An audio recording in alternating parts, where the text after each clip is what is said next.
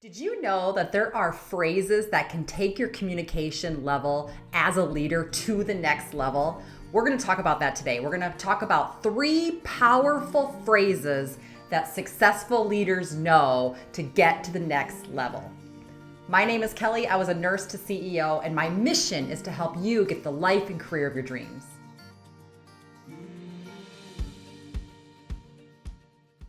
The first phrase that successful leaders use is, can you clarify this? Why is that important? Too often as leaders, we're giving so much information to our staff, or we're giving so much information to the team that we're leading that it becomes overload. And so you need to say, do you understand this? Can you repeat back to me what I just said? Can you clarify this?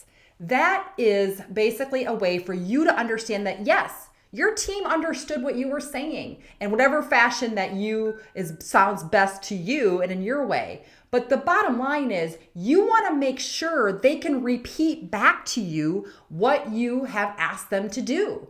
That is a way that successful leaders either A, delegate appropriately, or B, get the results they want because everybody understands what the mission is. Number 2, I apologize for any misunderstanding.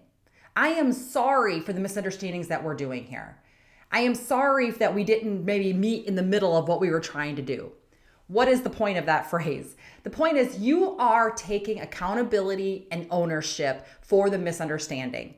It doesn't necessarily mean that you're apologizing for whatever that you made a mistake. It's not saying you made a mistake. I want to make sure I'm clear on that. It's basically apologizing for the experience of the misunderstanding. Because the bottom line is you're the leader. And so you need to take ownership of this, which goes back to the first phrase to make sure that people are understanding what you're asking them to do.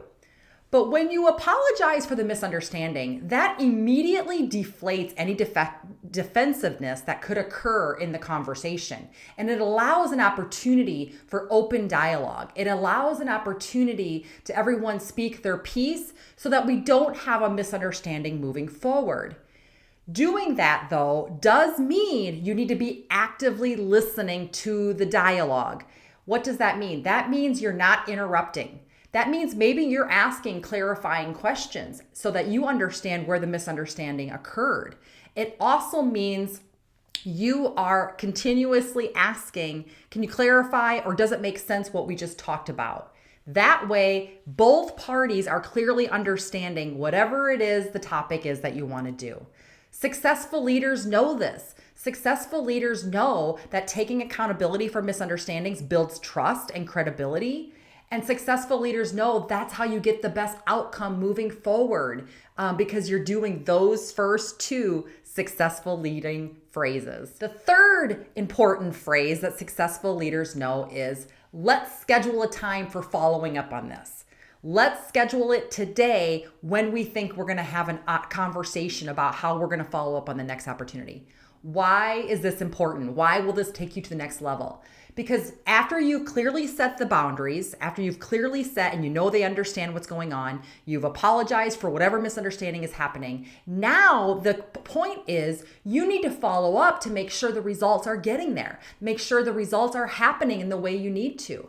So setting that clear expectation in that conversation with a clear deadline, with a clear schedule, everyone knows what the outcome is. There's going to be no surprises coming forward because we've already clarified everything. And now we're clarifying when are we following up to make sure we're still on track.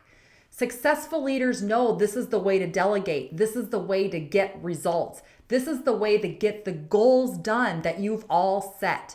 But it's extremely important to make sure everyone is agreeing on what that deadline is and when that scheduled time is at that meeting.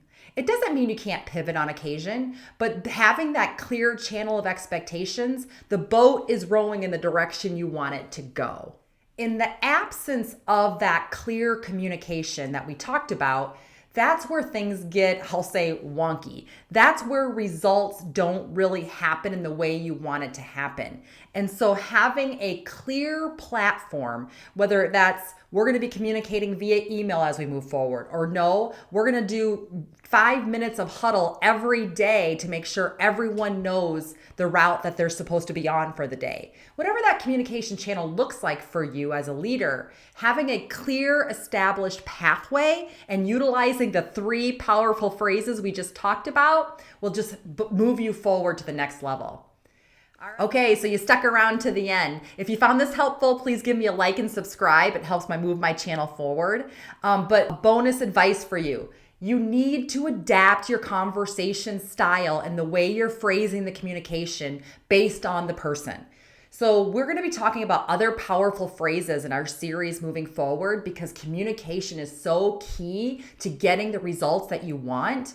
But you need to adapt your style. Some people do very well with very direct conversation, bulleted points, and what it needs to do. They repeat it back to you in the same way, and you're done. Some people need to understand more. They need to ask more questions. You may need to break it down into littler things. But the point is, adapting your communication style will get you better results, and successful leaders know that. So hopefully you found this helpful. Please take a look at one of these next videos to help move your success forward as a leader.